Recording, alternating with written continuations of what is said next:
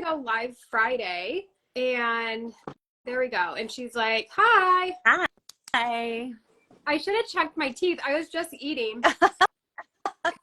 Okay. I'm How are literally you? just gonna have some scrambled eggs, so we'll probably both have food in our faces as per usual. I thought. Awesome. I was just telling everyone we were going to go live on Friday, but then it just worked out to just go live right now. And I love a spontaneous live.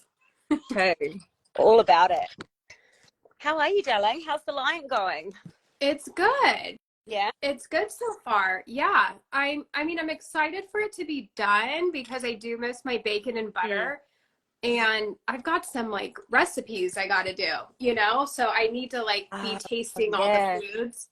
But yeah, it's been good. And you're starting July, right? Yeah, Saturday, couple of days. Oh, it's I was gonna July on Saturday. Yeah, I know. How crazy is that? That flew by. I know. I was just saying that to my hubby, like about what I want to eat before then. It's funny. It's like, oh, hang on. I just had beef for lunch, and I was like, actually, I'm going to have scrambled eggs as well because I'm not going to be able to have them in a couple of days. Yeah. So that's going to be interesting, but it's fine. I mean, you know me. I'm always up for trying something, the next piece of something. And I did no coffee for like 3 months already this year. Yeah. So yeah, it's been on my radar for a while to do it, and I'm excited to see how it goes. Have you not done it before? Not lying. Okay. I did beef, eggs. I've done beef and eggs for a month, but I haven't ever not done eggs. Yeah, it's been good. I actually really liked how I felt when I did the BBBE, and I didn't even really stick to that. I kept the no dairy, but after like 3 weeks, I added in chicken and salmon, and I had coffee too. So this is the first time The biggest thing for you is the coffee for this one. Yeah, and it hasn't been as bad as I thought it was going to be. I'm so pleased for you because you've been wanting to do that for frickin' ages. Yeah. Now I'm gonna add it back in a little bit because I just got a new espresso machine and I've only got to use it twice. Yeah, that's torture.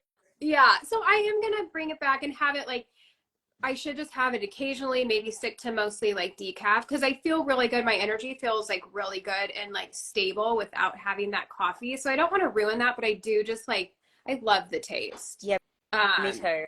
It's just so good. If anybody has, go for it.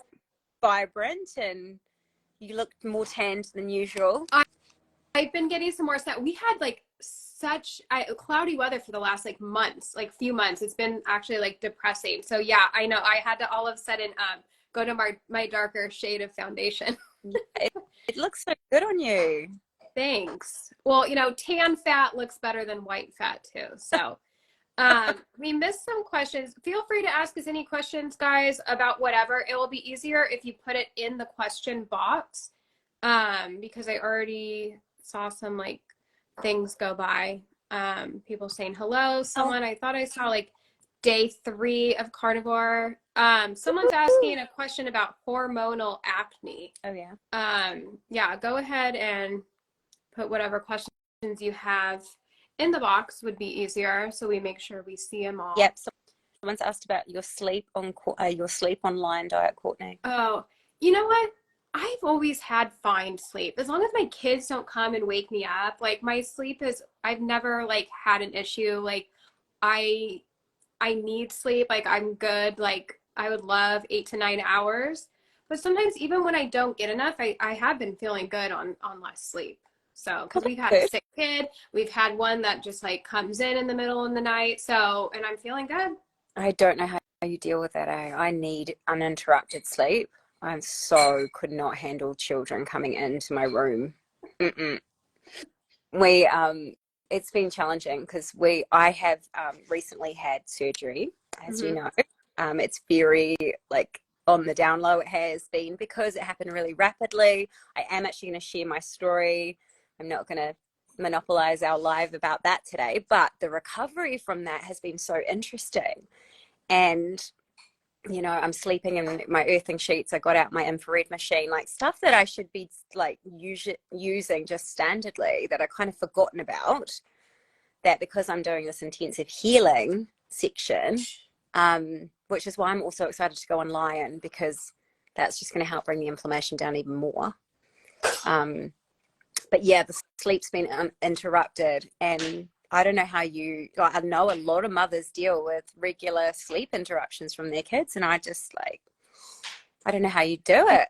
And Yours just stay in their room all night? Yeah, they, since they were 6 months old, all three of them sleep through the night at least 7 to 7, like minimum of 12 hours a night. And it's really a rarity if they ever get sick or anything like that. Like the day that I actually came back from my surgery, the baby woke up at 5 a.m. and was sick and like vomiting, and that's like never happened.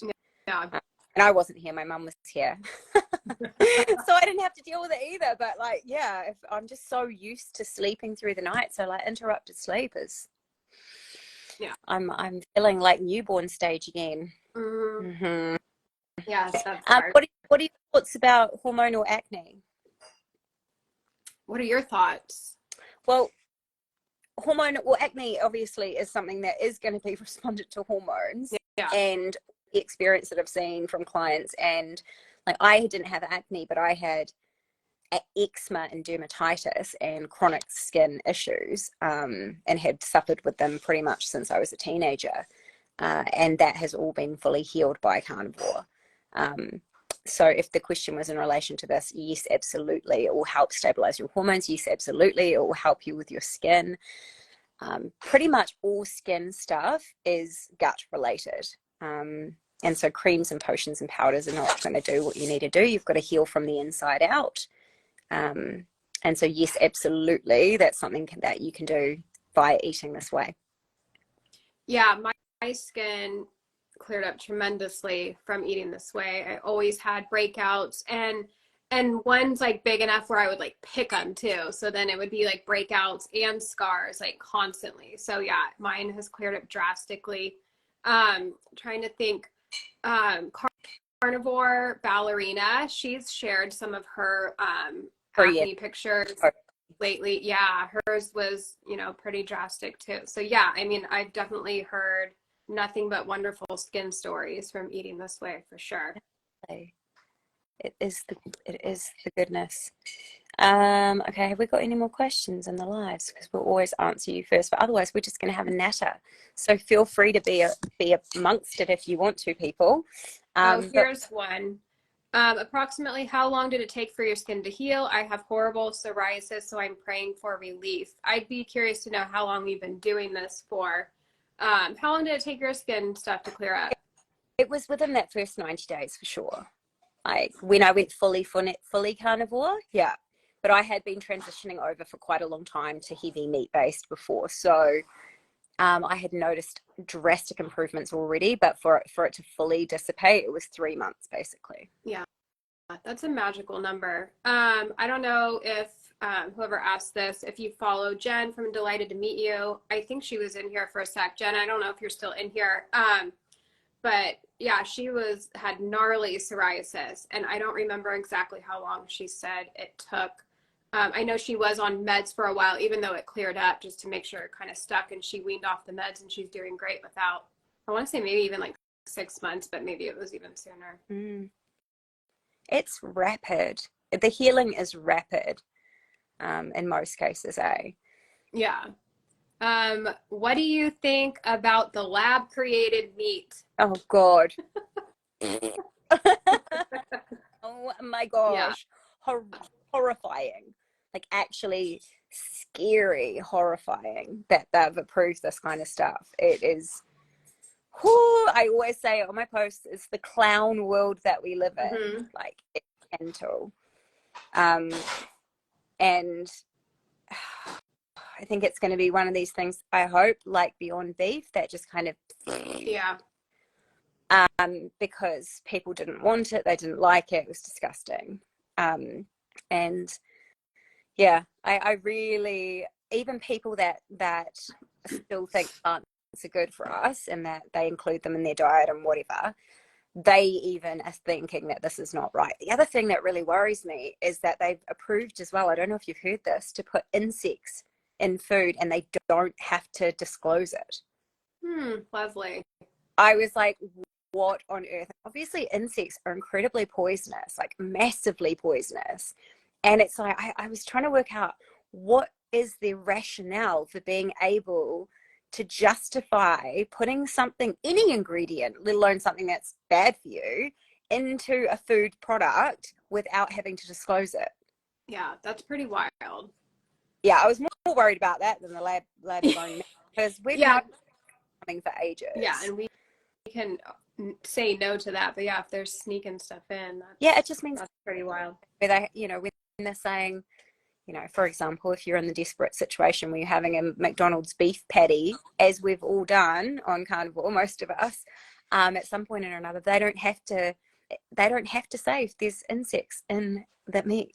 I mean, yeah, it'll make things more restrictive for sure for me when that's on the market. Yeah. Yeah, just eat at home. But that's a bummer because it's fun to go out. Yeah, it is tricky. It is going to make life slightly trickier, but then it makes us also more responsible for what we're putting in our mouths. And we're quite lucky here in New Zealand because we have home kill most of the time, and the butchers that we go to are really, really great, and we know where they source and how the animals are kept and all that jazz. But like you said, it is nice to have the freedom when you are moving about the place that you can just have meat somewhere else and it not be from your kitchen and you know exactly where it's come from. But yes. Wild world we live in. All right. If anybody has any other questions, leave them in the question box. I think that was it for right now. Okay. I was going to say, are you doing the Carnivore-a-thon with the UK Carnivore?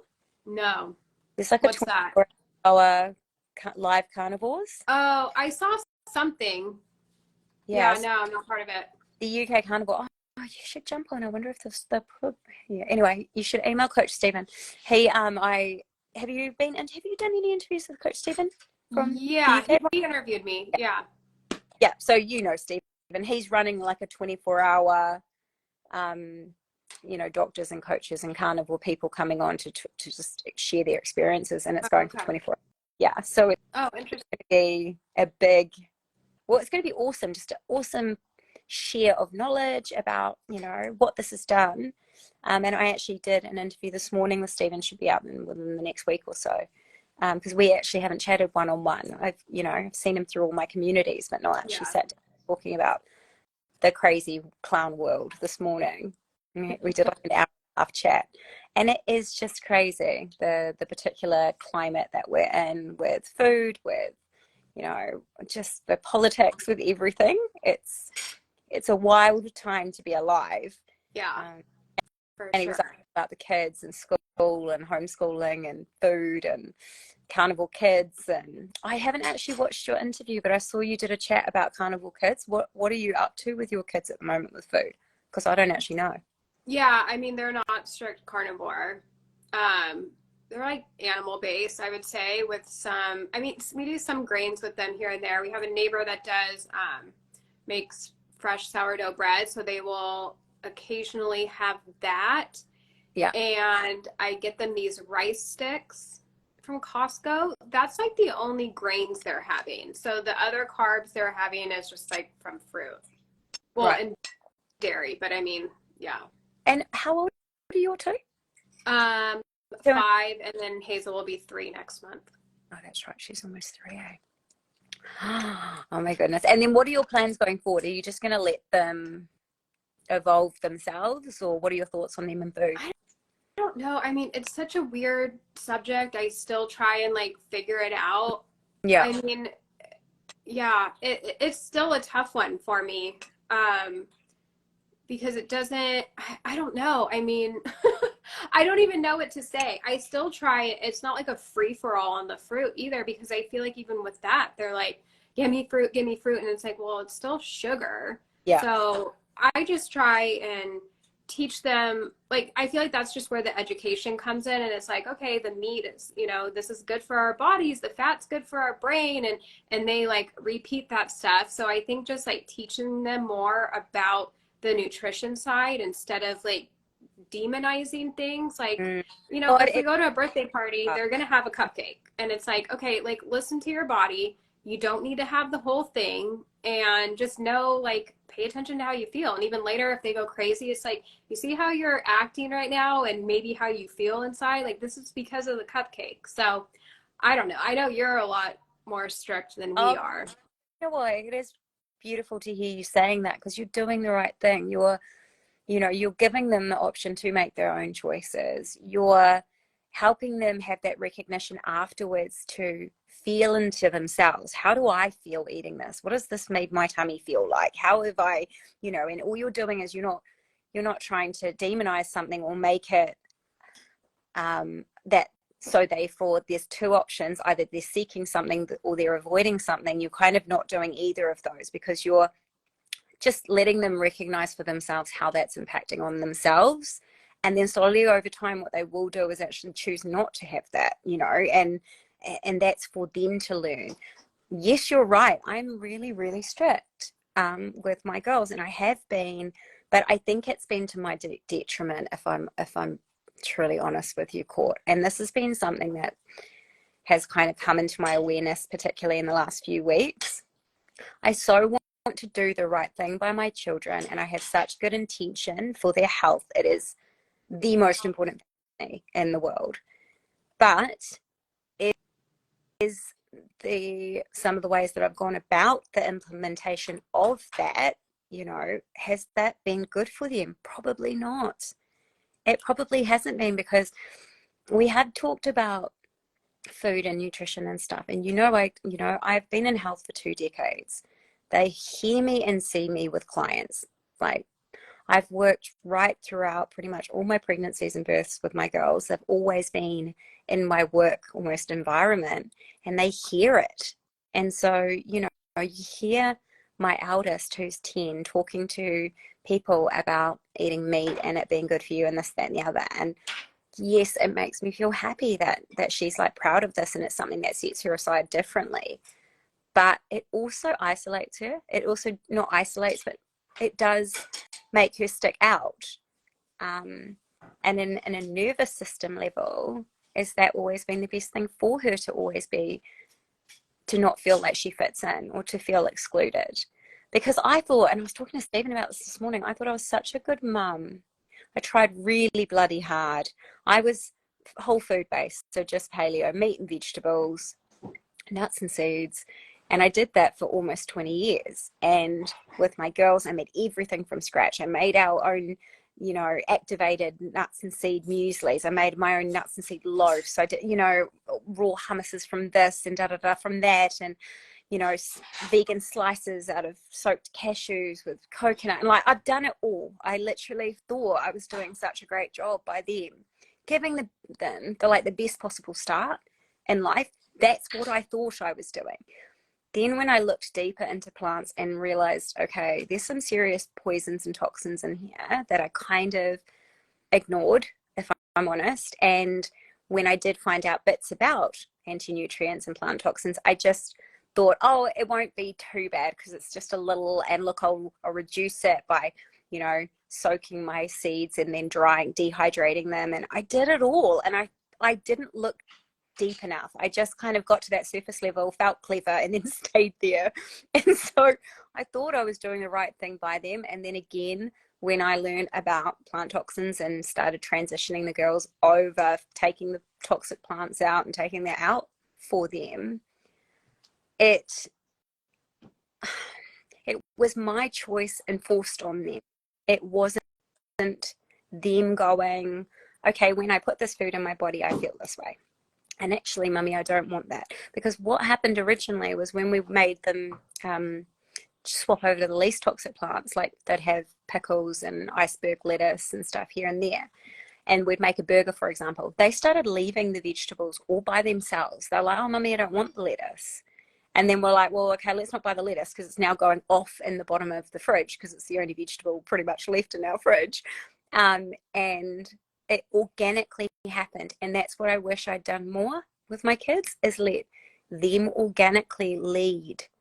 Because what my fear is that I've had this strictness and I've taught them why and I've educated them, but it's not been through their decision that they're doing this. And it, you know, if they hit 15 and they, you know, and they're, you know, out and independent, and, you know, I'm fearful that if we don't make a change now, that they're going to have food issues with, like, oh my God, I'm just, because I've had no for all, you know, I've never had this, they're going to go stir crazy and end up really damaging themselves. So I do understand your battle, Courtney, and you also equally understand mine. I wanted to heal my children. I wanted the best for them, but food isn't the only component to health. Your nervous system happiness is massive. And what has the way that I've gone about it, not from what it's come from, but how I've gone about it, has that been the best possible way? No, it hasn't. So I think you're doing great. I think any mum or any parent that is looking into this, that the fact that you even care means you're a good parent. You're doing your best. So, like, just keep doing your best, because sometimes we look back and we go, oh, that might not have been the best way to do that. And that's kind of where I'm at the moment. Yeah, it's tough. I mean, especially because I get these comments every day, like, you're going to fuck up your kids, you're going to give them an eating disorder. So it's literally something I read every day. And of course, like, I'm living it. So I don't want to mess them up. So that's why I feel like the education's a big part, because yeah, one day, yeah, I can control what they eat right now to an extent, but one day they're going to go out on their own, and I don't want them to go to a friend's house and like binge on all this junk because I wouldn't let them have any. So that's why it's just kind of, it's a hard balance, because yeah, you don't want them to be eating some of this stuff, but you also don't want to be creating issues too. So, but yeah, I mean, like you said, sometimes they'll make decisions for how they feel. Like, we were at a birthday party this weekend and Archer had half the cupcake and he wanted to bring it home. And then the next day in the morning, he's like, oh, I'm going to have my cupcake. I'm like, okay. And then he's like, actually, no, I'm going to throw it away. I don't want it to hurt my stomach. And he threw it away in the trash. His sister's like, what the hell? You threw it away? Like, she was like, gimme, gimme, gimme. She ate her entire one. But yeah, I think especially as they get older too, like, I don't think my 2-year-old is really paying attention to how the cupcake affected her stomach. No. But my 5-year-old can realize that.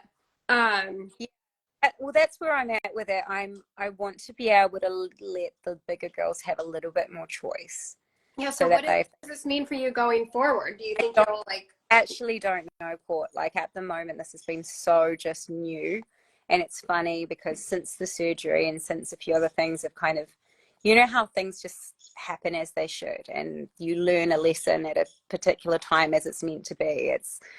It's kind of something that's, you know, come into my realm again. I wanted to give up drinking. That's now been a few months. I haven't had any alcohol. You know, I wanted to have my surgery. I wanted to do Lion. I wanted, you know, so it's another thing that's now in my space. I don't know how it's going to evolve, but I do know that I would like the big girls at least to have a little bit more choice in what they're doing, and then them be able to listen to their body and learn from that experience. I also want to take them to some places to show them the results of something, because if they go to a ward where, you know, there's diabetics with limbs being removed, or they're, you know, in really chronically sick states, and we do some type of volunteer work where they can see how hard it is for that person to just get even go to the toilet, or, you know, that this is the resultant equally of this stuff, because it's not, and have that as an experience rather than it be something that they're just told. Like,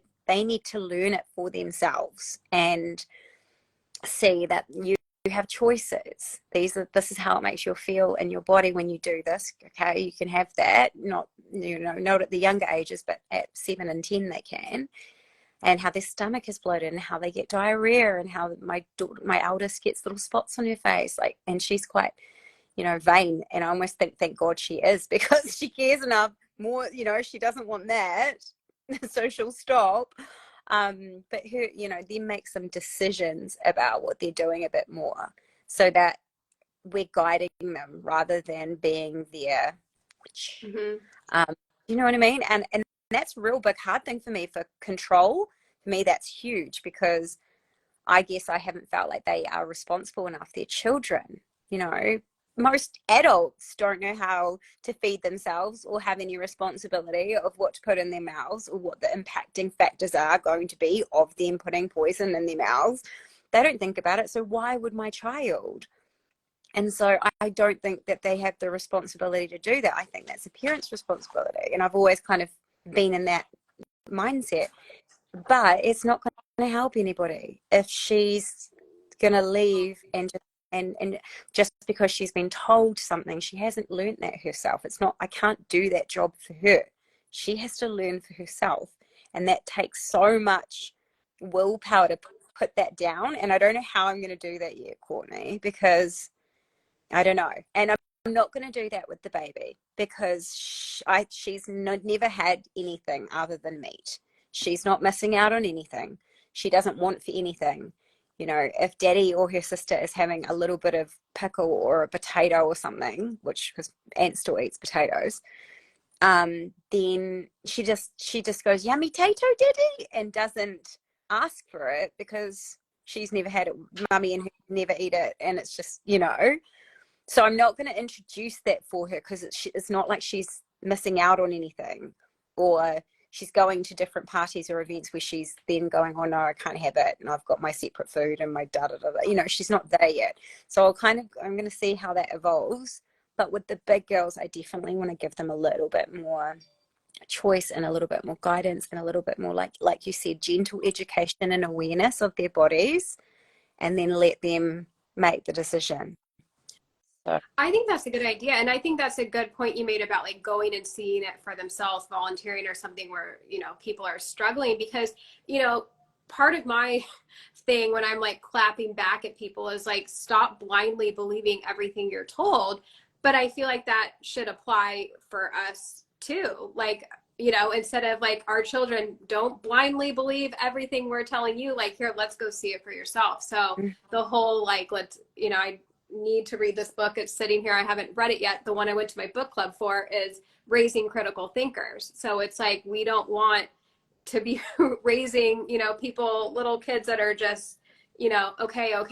Like, it's a good thing that they're asking why. And yeah, so I think that's good. That's a good point, to have them learn it from themselves and not just going by everything you're telling them, even though you're right. Just So. that small thing, eh? Oh, it was so funny. Stephen asked me this morning, he said, have you had pushback from people? Because I've been in health for 20 years. Did your client back at you when you went carnivore? And I said, well, no.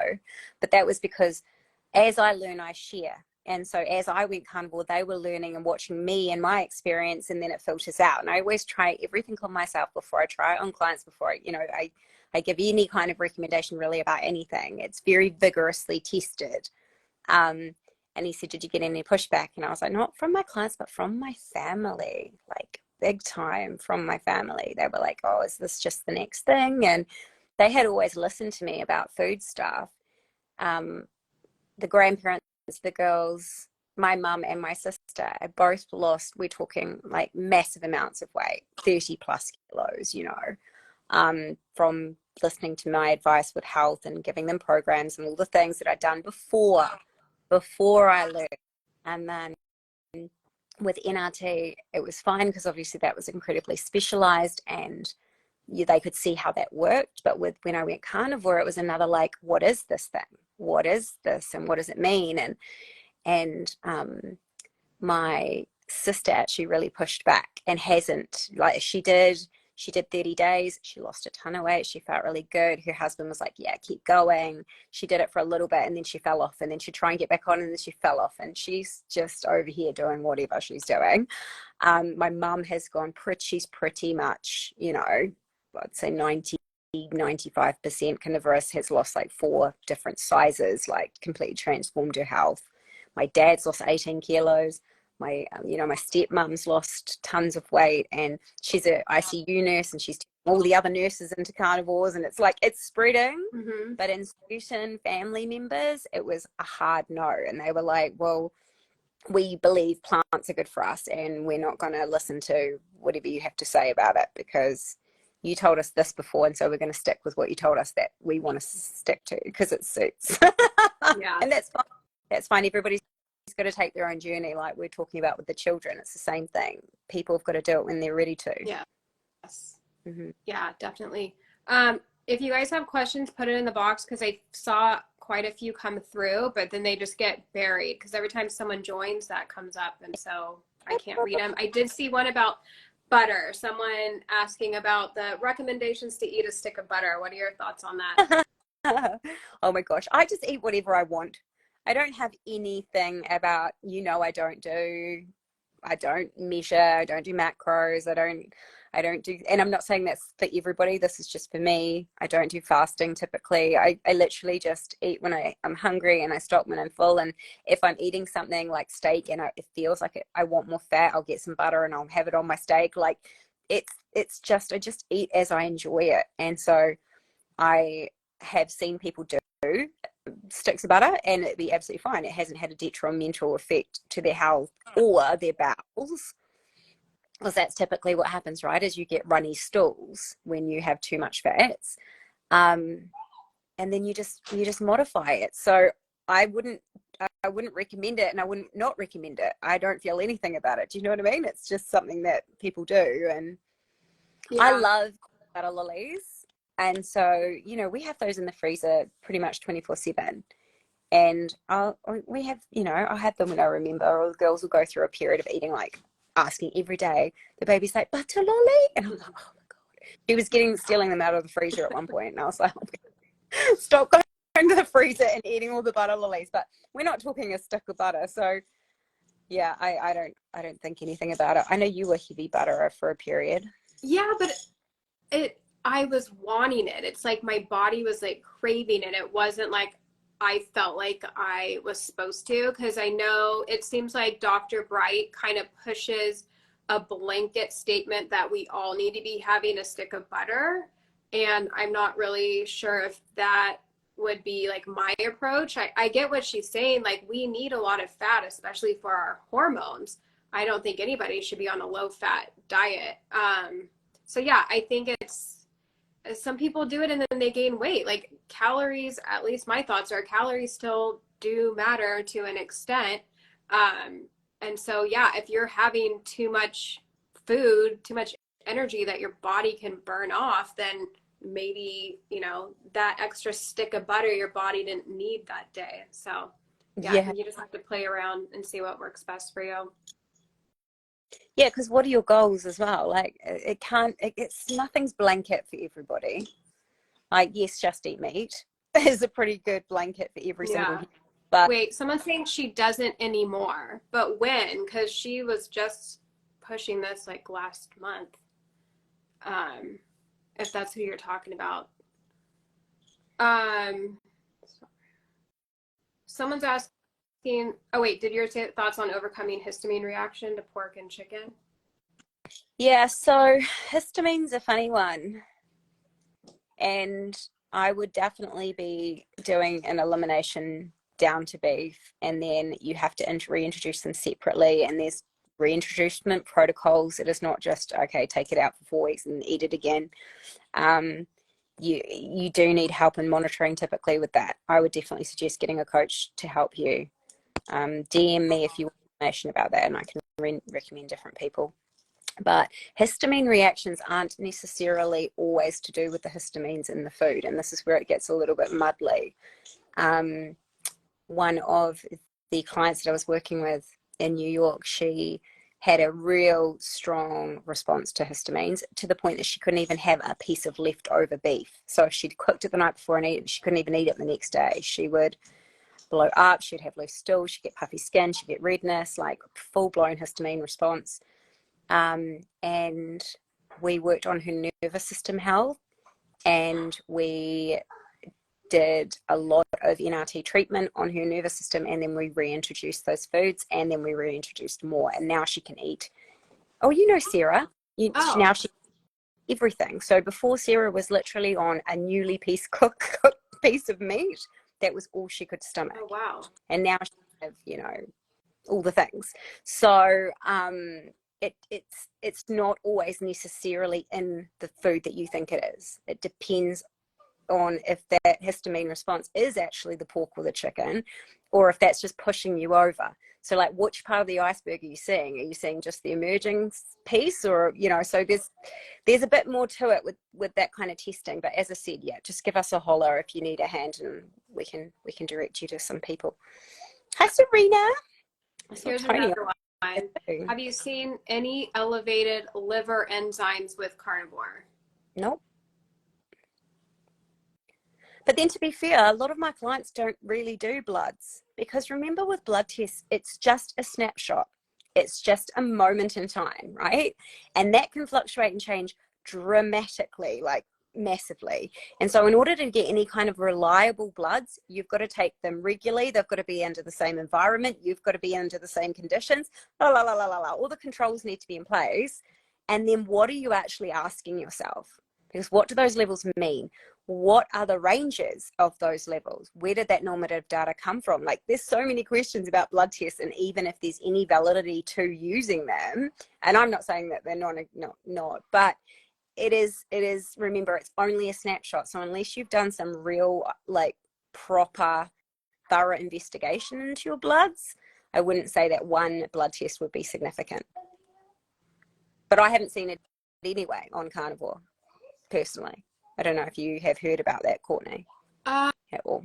You know what? I just recently got an email, and I need to read it again. I never replied to her yet. I kind of just skimmed it, and I feel like it said something that her liver enzymes went up. Oh, yeah. But I don't know anything about that stuff. That is not my wheelhouse. Like, if anyone's emailing me about their cholesterol, I'm like, here's the video I did with Sarah. She went over my labs. I'm like, I have no clue. Like, yeah.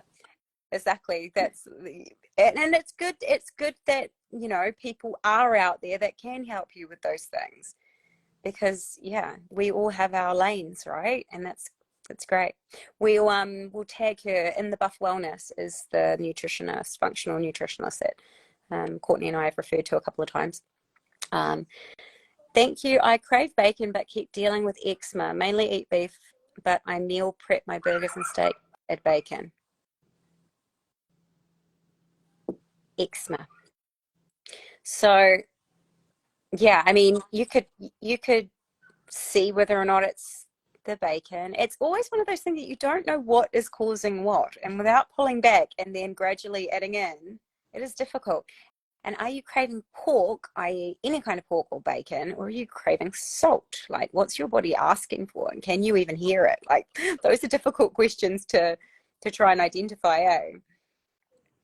oh, this is interesting. Okay, yeah, I saw Rena post about that video, but I haven't watched it. So that's interesting to hear her backtracking about that. I'll have to watch it. Yeah. Okay, okay. Yeah, I'll have to watch that. Okay. I have to go in a few minutes, so if anybody has any last minute questions, I think we got them all so far. Oh, well, it was super nice to see you. I'm going to be asking you for tips and bits about Lion. Oh, yeah. If anyone wants to do Lion Diet in July, Serena is hosting a group on Facebook. I shared it to my story. Well, I didn't share the link. So go to Serena's page for the link. I'm in there because I've got like a week that's going to overlap or something, but I'm not doing July. I'm done. All of July, Courtney, with me.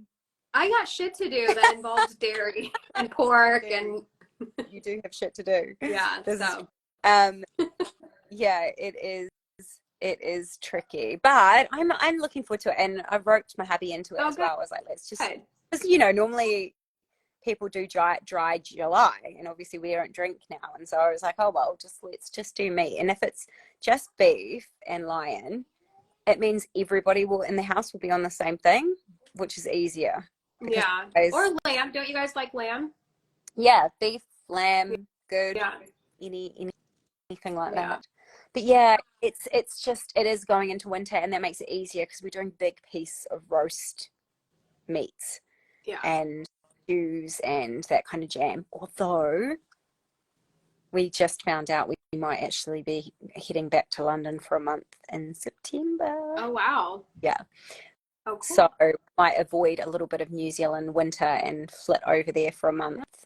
Nice. So yeah, hopefully. I need some sun. You're tanner than I am, Courtney. And I'm in, like, I live at the beach. You look gorgeous. Oh, thank you. So nice to see you. All right, Patty people, we're going to love you and leave you, but it was nice to chat about family and kids and carnivore and all the things. Thanks for facilitating, and we'll catch up with you soon. Yeah, thanks for joining, everybody. All right, bye.